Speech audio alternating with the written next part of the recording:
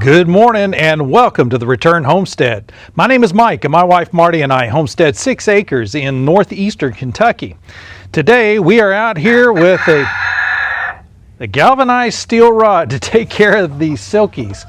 If you want to see what a galvanized steel rod has to do with silkies, stick around. We've got something interesting for you.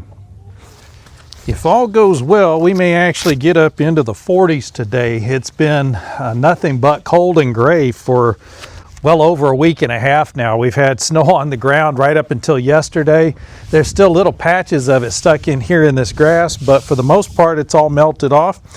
So now it's time to take a look at these silkies and see what we can do to get them out on some pasture here. They've been stuck inside of the box since we got the thing built and got them stuck in there. And they're doing just fine. Yeah, they've got plenty of water and food in there. They're perfectly content. They are dry. We have definitely seen an improvement in their overall conditioning and health. They've actually started laying eggs again. So we're getting about 3 eggs a day out of the silkies now. It is a little bit of a problem right now because they are laying eggs in the far back corner. I never did cut out the door when we were putting this thing together. Once we started putting paint on it, I kind of lost track of where my lines are for the door and sort of forgot to cut it out. And then we put the silkies in there, and I don't want to go cutting into the wood here, with the silkies just on the other side of the wall there. So we got to get them out. Once we've got everybody cleared out of there and they're out in the pasture, then we can go ahead and open this door up. So the only big problem is we've got lots of pasture and the perimeter fence is way to the outside. There's also holes in the fence. And the neighbor's dogs are coming from just south of us here, and there's an opening in the fence right at the end of their driveway. And so that's how they typically get onto the property. So we've got to do something to protect these chickens when we're not standing out here keeping an eye on things.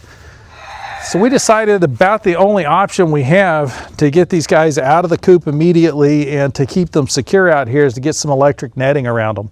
I don't think the electric netting will affect the chickens all that much. It really just looks like fencing to them, which should be enough to hold them. But the electricity will keep the dogs from getting to the chickens. So that's what the galvanized steel pole is all about.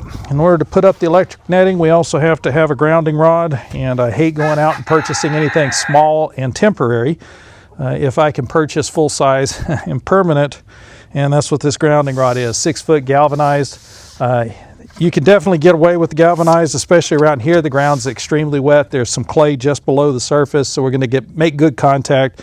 We'll drive this thing a good 3 or 4 feet down in the ground, so we're going to get a good ground out of just the one rod. When we go to electrify the perimeter fence, though, we'll need quite a few more of these grounding rods and driven down just as far as they can possibly go. But for today, this is going to be sufficient for what we're doing. So all we need to do now is to get this area underneath the coop cleaned up, get all this stuff hauled out to the barn, and then we can look at putting the netting out.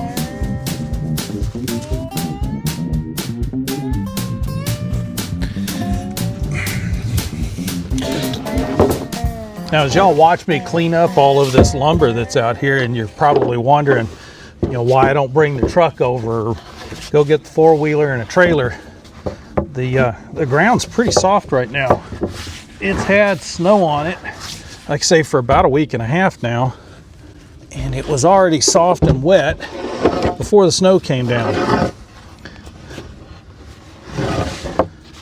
So it's kind of squishy out here, and I don't want to leave big tracks out here in the areas where we might actually end up running some sheep or some cattle. This is really good grass right in here, but this is where the garden's going to be going.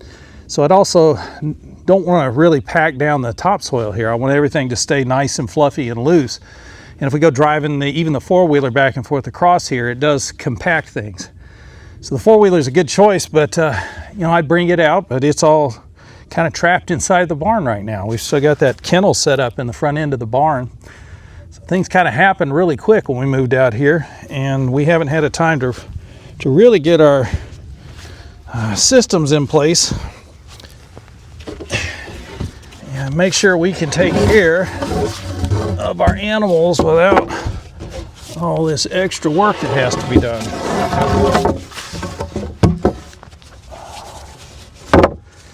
So until we can get all that lined out, it's about our only option.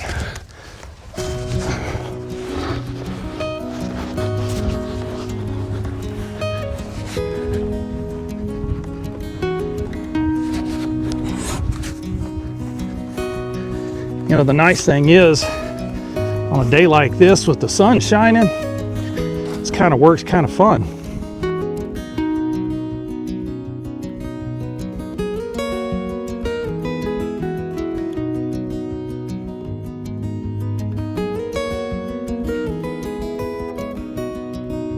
Y'all don't go feeling bad for me just because I've got a long walk and a lot of heavy stuff to carry down to the barn. The sunshine is amazing. I don't know if you've been seeing in the news, but there's been a lot of reporting lately about vitamin D deficiencies in folks in this country.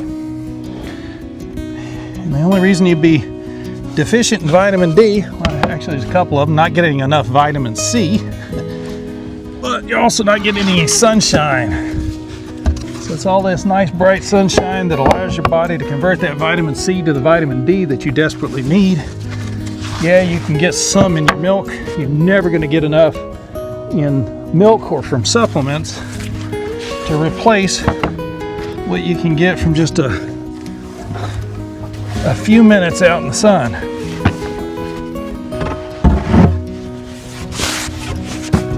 Which is why we recommend that you structure your days in such a way that you get to spend at least some small portion of them outside.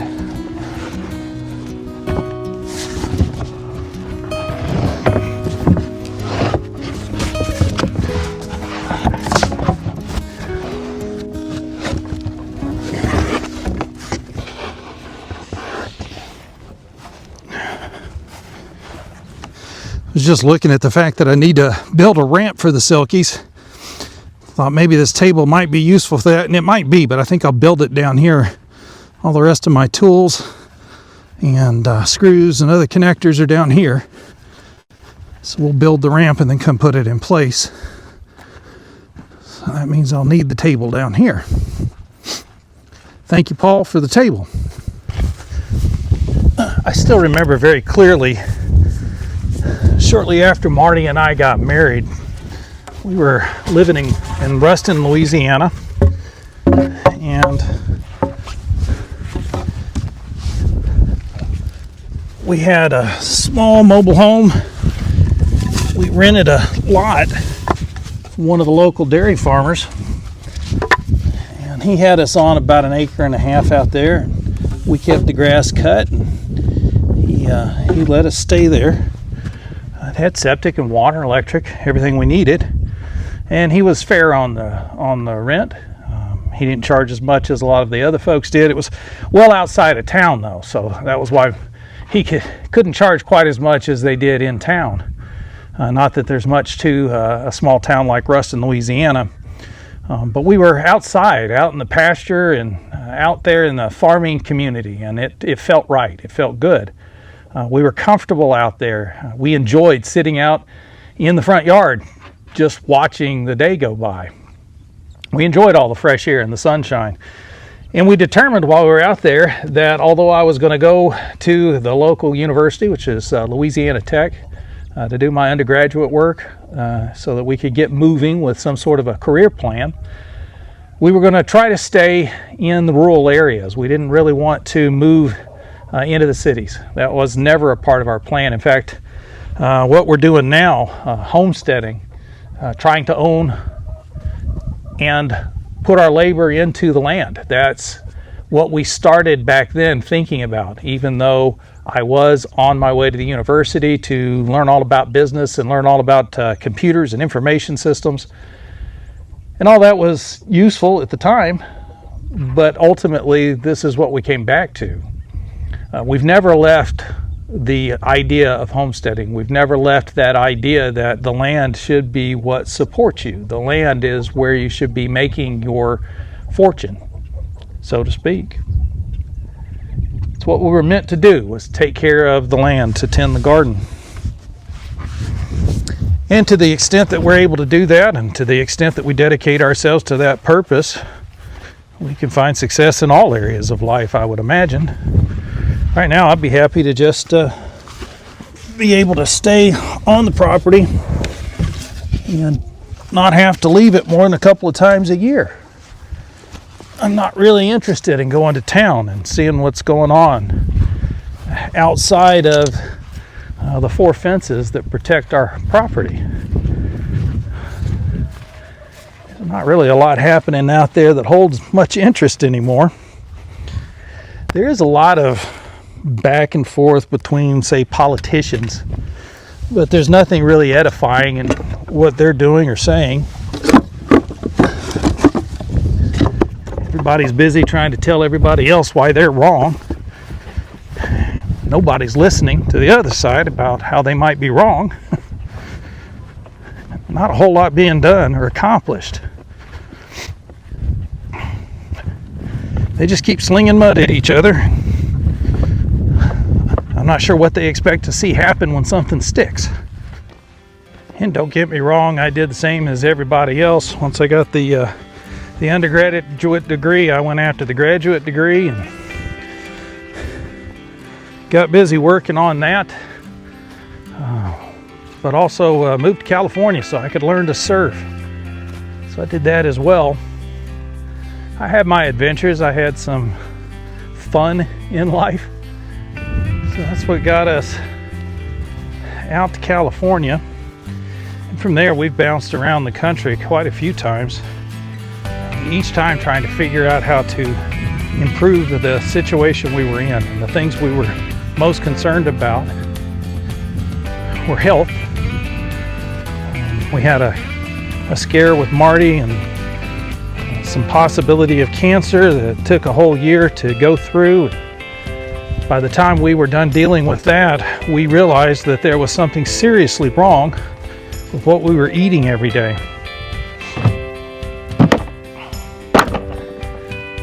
So we started doing the research on that and discovered that, yes, in fact, it was that very thing, what we were eating every day, that was making us sick. So we've been on kind of a health kick ever since, trying to figure out how to improve our health outcomes. And the more research we did, the more we realized that what we should be eating is as close to coming off the plant 5 minutes ago as possible. So we wanted to eat whole foods. And the only way to get those and to know that they weren't full of pesticides was to grow them yourself. And that's where we recognized that there was no way to do that unless you had the land. So the first home we bought was actually a townhouse. It had no land associated with it. We had a small patio out back, and Marty and I tried to grow some tomatoes back there on the patio. Wasn't very successful, but it was really our first effort at a garden that might provide food to sustain us. So you don't need a lot of room to get started on this journey. Just enough to stick a pot, put a tomato or a potato in it, boom, you can grow your own food. You do enough searching out there on the internet, you'll even see that there are some people that will show you how to grow tomatoes and potatoes on the same plant. It's kind of interesting. But that was our first effort at trying to have a diet that would sustain us and add to our health rather than subtracting from it. So y'all gonna have to bear with me. I've never put up this electric netting before. There's a lot of things in life that are firsts, and this is gonna be a first for me. I'm not really sure how to make sure I end in the right place. And the only thing that occurs to me to do is to just end it over there and then work backwards.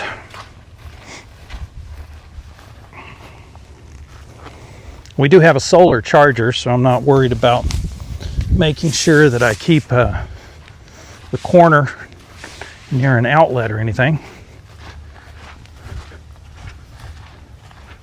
But we do know we'll need the grounding rod out here where we're beginning and ending the fence. Let me see, I need to pull that down to get some slack.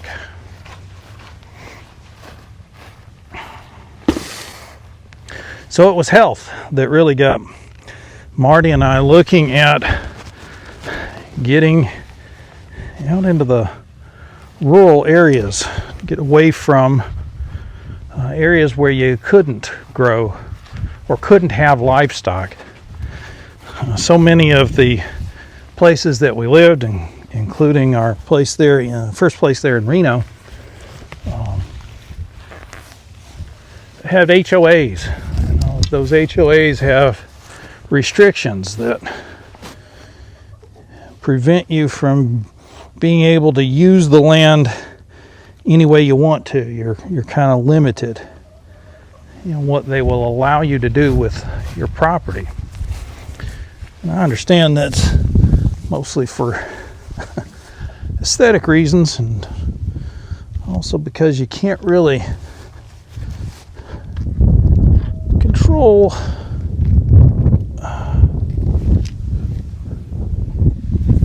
everyone's land use unless you have strict rules and they're applied evenly. So if you don't want people to be raising 1,000 pigs next door to you in the neighborhood, then you need to have rules that say you can't raise pigs in the neighborhood. And we knew we had to get out of that. That wasn't going to work out. Plus, when we built our house out in Sparks, Nevada, we didn't have any neighbors.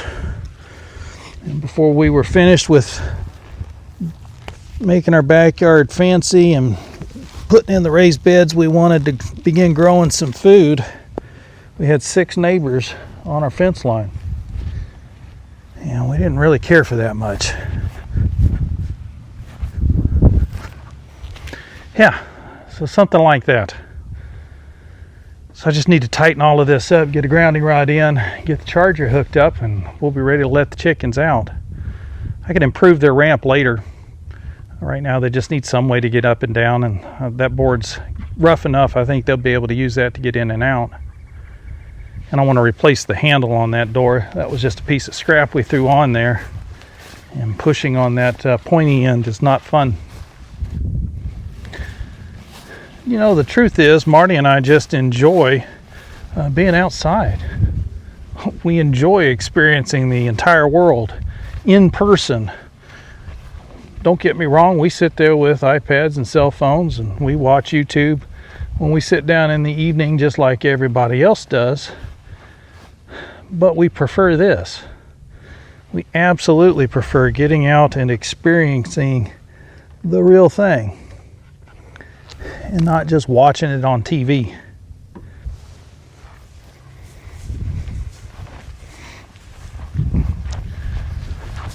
So this is how we prefer experiencing life, is just raw and in person rather than vicariously on TV or on a screen. Be free, chickens. Hey, my babies. Do they need steps? I don't think so. That board's pretty rough. And they've got really big feet. Come on, my babies. Hey, Willie, come on. Kind of anticlimactic, isn't it? You expect the chickens to come rushing out, and normally in the morning that's what they do. But they've been closed up inside of that coop for about 2 weeks. This little hen's been dying to get out, though. She's been trying to get out almost every day. Is that my patient? That is your patient. Sweet.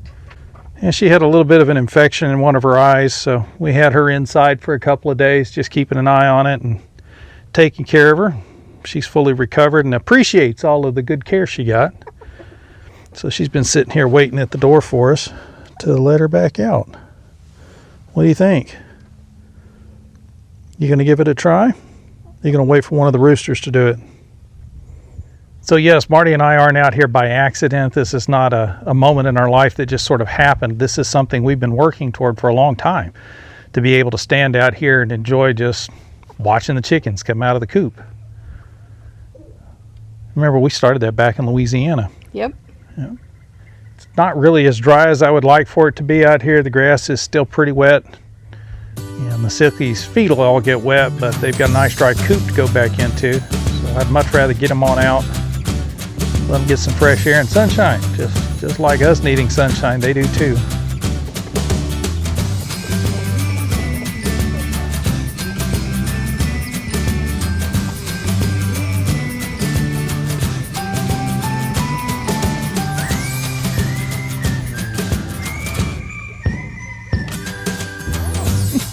Typical roosters.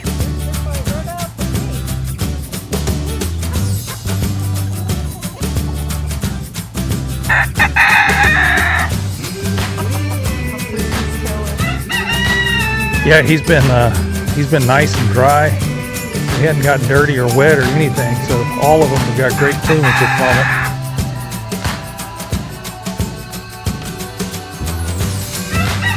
And of course they're over stomping in the one place that's covered with mud.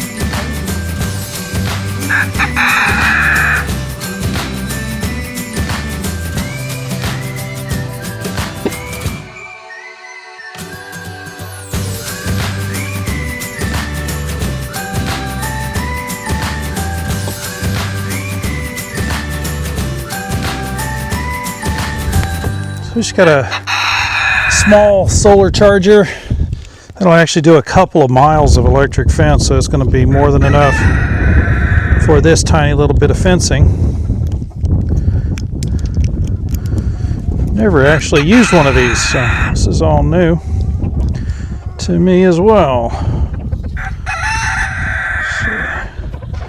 I did notice the charger has ports on the back of it that allow it to sit nicely on a post, so we're definitely going to put a T-post in the ground here. Make sure we secure the charger up out of the wet grass and soil, but also make sure it gets plenty of sunshine. And the charger's pretty robust. These wires aren't very robust though. I can foresee having to replace these fairly quickly. This is supposed to be a temporary setup, which means it's going to be pulled down and reassembled often, and the clips are really cheap plastic that aren't going to hold up well out here in the sun. I doubt that's UV stabilized, so I wouldn't expect that this is going to last more than a season, maybe two.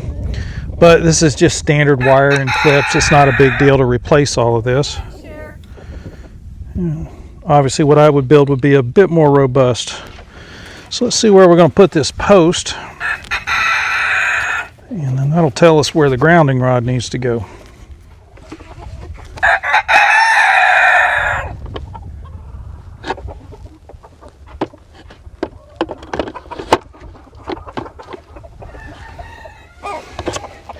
So there's a couple of different mounting spots on there. Either one will work.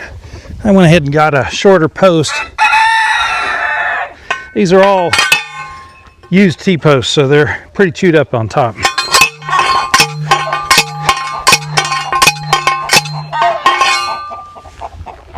Sorry guys.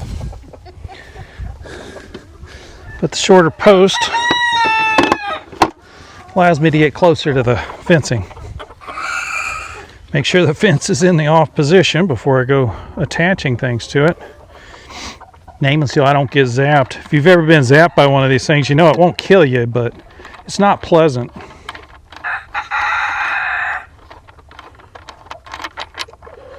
So you do want to avoid any accidental zapping. The easiest way to do that is make sure it's turned off while you're touching it and working with it. Now we've had the charger sitting up in the loft pointed out the door that does face to the south. So it should have a good charge on it, be ready to go. And all we got to do is connect it to the material of the fence. Both those pieces are tied together. And that's going to leave us with needing to get a grounding rod in place. I'm going to go ahead and use this clip that comes with this. But this is not really the ideal way to make a grounding connection. In fact, I'm pretty sure I'll be replacing this one almost immediately. We'll get a proper, nice thick piece of copper here and a grounding clamp that will actually clamp off to the pole. That'll give us better contact. The grounding rod is probably the most important part of this system. The fence won't work well unless there is current. And the only way you're going to get current to move through the fence is if it's grounded.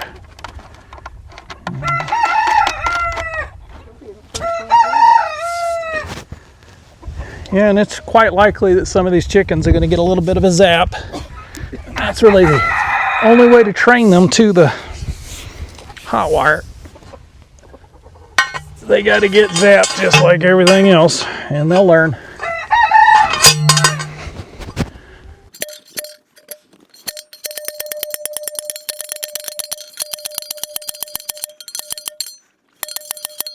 It's a 6-foot rod, so they recommend 3 feet into the ground. As moist as everything is out here, I don't really need 3 feet. So that should be more than enough. And that should be enough to ground us. Is it hot? Not yet. But if we turn this to auto, it should now be hot. We'll find out. May the neighbor's dog come and get their first zap. I want to be out here. I don't suppose you remember where our tester is. No. He used to be in that little gray cabinet with the flowers on it. Then it might still be there. How do I turn this off to get into them? So to turn off, little orange dial, clockwise to the middle position. Counterclockwise turns it to auto, clockwise to night. Okay. So that's all you'd have to do. All right. If you're unsure about that, you could also remove the clip. Right? Just keeping in mind that that's hot, so don't let it, don't touch the metal portions of it.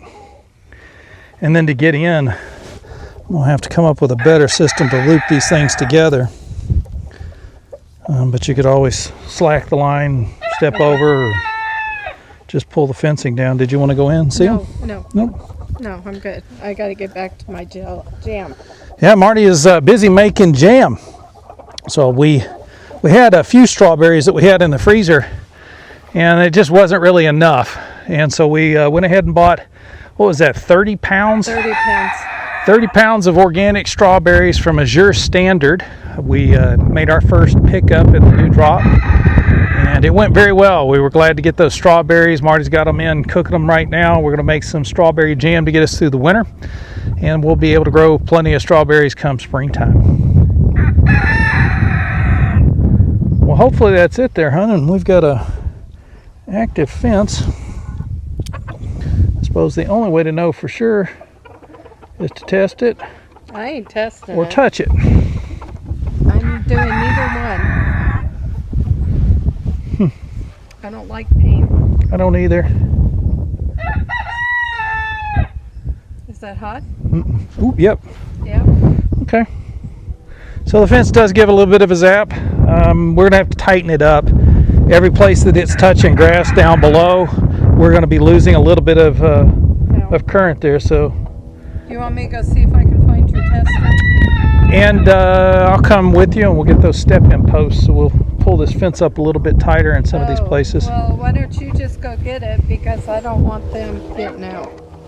Okay. You can keep an eye on them. I'll be right back.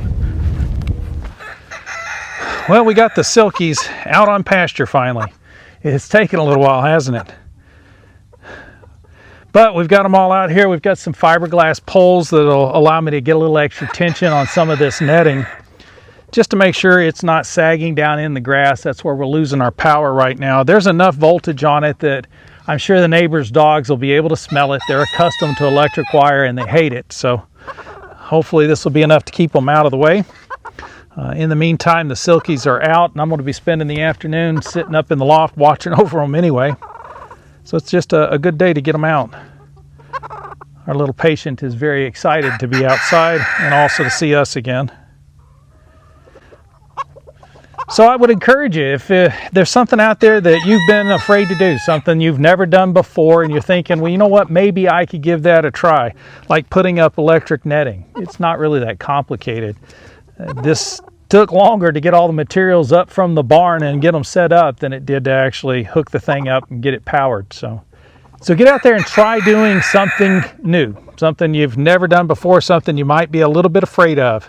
That's all we did when we decided we wanted to have something different in the way of a dream. We didn't accept that everyone had to have the same dream of going to college and buying ever bigger houses and growing ever bigger fortunes. There had to be a different kind of dream, and so we chose one. That's why we're out here encouraging you to return to the land, return to labor, and return to life. We do appreciate you joining us on the Return Homestead. If you haven't subscribed to the channel yet, please take a quick moment to do that, and while you're in there, hit that thumbs up icon. That is supposed to let the algorithm know you enjoyed the video, so they'll share it out with more people. Like we've discussed before though, YouTube's not doing that, and our videos are simply not being shared. So if you have a moment and could jump in there and figure out how to hype this video, that would make sure that it gets a little extra attention. If you could do that for us, we'd sure appreciate it. And we'll see you next time.